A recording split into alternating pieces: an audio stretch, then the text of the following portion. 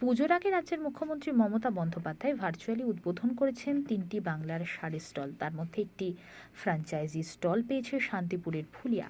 বাংলার শাড়ির উন্নতি হবে জানালেন স্টলের ফ্র্যাঞ্চাইজি পাওয়া পদ্মশ্রী বীরেন কুমার বসাক।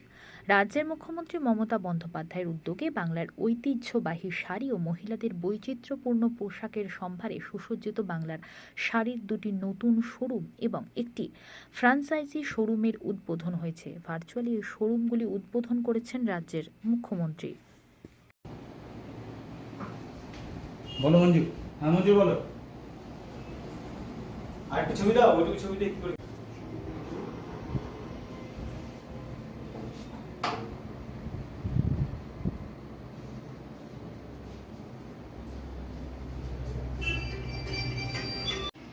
ফ্র্যাঞ্চাইজি কে কে নিয়ে, মানে যে অফিসার সে কোথায়?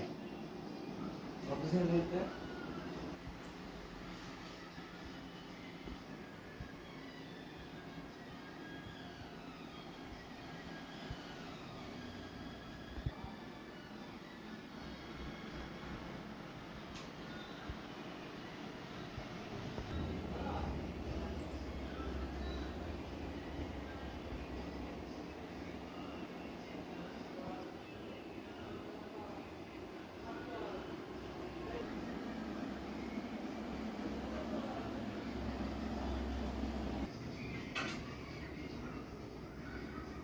ছবি কি স্টার্ট করছিস?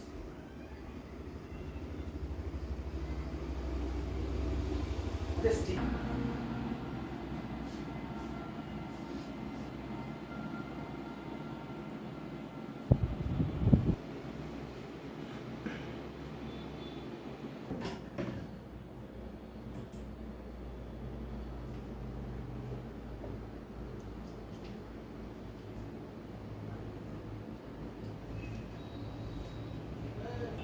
এক সেকেন্ড দাঁড়াও, দাঁড়াও।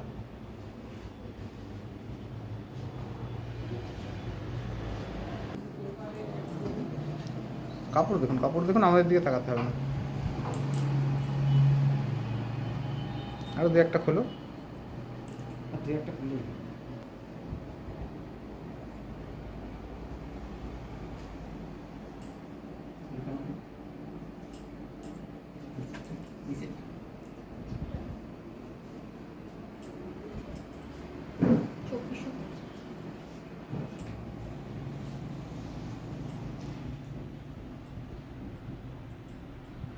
এটা একটা ভালো উদ্যোগ, কারণ আমাদের বাংলার সাহিত্য যেভাবে নিম্নমুখী হয়েছে, দিদি যে কাজটা করলো বা সব দোকান সব জায়গায় দিচ্ছে আর কি বাংলার শাড়ি, তাতে তো বিক্রিটা বেড়ে যাবে, আর যারা নেবে তাদেরও একটা ফ্যামিলি বেঁচে যাবে। ফ্র্যাঞ্চাইজি নিয়েছি আমি, আমাকে বলেছিলেন যে বীরেনবাবু আপনাকে একটা করতে হবে ফুলিয়াতে। তো আমি বললাম ফুলিয়াতে তো আমার এমনিই দোকান আছে, তাহলে ওটা তো বাংলার শাড়ি, এটা একটা আলাদা মাধুর্য থাকবে, এতে কাস্টমারও সেরকম আসবে, কারণ 300 টাকা 400 টাকাতে শাড়ি, সুতরাং এখানে বিক্রি হবে। আর এটা ভালো উদ্যোগ। এটা এখানে কি শুধুমাত্র হ্যান্ডলুম শাড়িকে প্রাধান্য দেওয়া হচ্ছে? হ্যাঁ, হ্যান্ডলুম হ্যান্ডলুমই, এখানে পাওয়ারলুম কোনো অ্যালাউ নেই। আচ্ছা, এই যে হাব হলো বা দোকান হলো, এই যে স্টল হলো, তাতে করে বাংলার তাঁতের জন্য কতটা উপকার হলো বলে মনে করছেন? কেবল তো স্টার্ট হলো, এটা নির্ভর করছে বিক্রির উপরে, কতটা বিক্রি হবে। বিক্রি যে কম হবে তা না, এটা বিক্রি হবে, যেহেতু কম দামের শাড়ি প্রচুর আছে। এখন 1-2 বছর হয়তো একটু হালকা বিক্রি হবে, কিন্তু বিক্রি হবে। কর্মসংস্থানও তো হচ্ছে। হ্যাঁ, এতে এক একটা দোকানে 5-7 জন করে লোক লাগছে, এই কর্মসংস্থান হচ্ছে। এটা ভালো উদ্যোগ। এবং এই যে দোকানগুলো হচ্ছে, এটা কি আরো বাড়ানো উচিত বলে মনে করেন? না, আরও বাড়বে, প্রত্যেক স্টেটেই প্রত্যেক জায়গায় যাবে, আমাদের মানে পশ্চিমবাংলার বাইরেও যাবে। অসুবিধা কি? কোনো অসুবিধা নেই। আচ্ছা, এই বাংলার তাঁতের জন্য পদ্মশ্রী পেয়েছেন এবং জামদানির জন্য পদ্মশ্রী পেয়েছেন। এই যে বাংলার তাঁতে দুর্গাপুজোর আগে কীরকম দেখতে পাচ্ছেন, বাজার কেমন? এবার বাজার খুব খারাপ, বাজারে বিক্রি নেই। আর পদ্মশ্রী অ্যাওয়ার্ড পেয়েছি আমি 21 সালে। তখন এটা পাওয়া যায়, একটা খুব ভালো রকম শাড়ি তৈরি করে দেখানো হয়, এবং পরপর ন্যাশনাল অ্যাওয়ার্ড, তারপরে আপনার শান্তকুমার অ্যাওয়ার্ড, শান্তাপ্রসাদ অ্যাওয়ার্ড, এইসব অ্যাওয়ার্ড পাওয়ার জন্য আমি অ্যাপ্লাই করেছিলাম, মানে এর জন্য, পদ্মশ্রীর জন্য। কিন্তু পদ্মশ্রীর একটা নিয়ম আছে, মানে তুমি কত লোককে সংস্থাকে কাজ দিচ্ছ, তুমি কত উইভার্সকে কাজ দিচ্ছ, তার উপর নির্ভর করে। আমার কাছে যেমন বর্তমান উইভার্স আছে 7,000, তো 7,000 উইভার্সকে তো আমি দেখাশোনা করছি, পরিচালনা করছি, এরা সুস্থভাবে চলছে। যার জন্য আমার মনে হয় যে বাংলার শাড়িটা যদি দিদি যেভাবে এগিয়ে আসছে, এইভাবে যদি এগিয়ে আসে, নিশ্চয়ই ভালো হবে এবং ভালো থাকবে আমি মনে করি।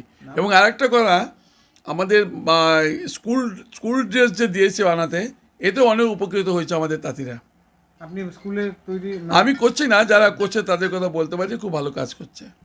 আপনার আমি জামদানির উপরে কাজ করছি, শুধু জামদানি উইভার্সি 3,000 মেয়ে ছেলে উইভার আছে আমার, আদিবাসী, সাঁওতাল, নমশূদ্র, এইসব উইভার্স আমাদের এখানে কাজ করে। আচ্ছা, আরেকটা প্রশ্ন রাখবো, এই যে স্টলগুলি হয়েছে, এখানে তন্তুজ কি কোনো রকম ভাবে হেল্প করছে?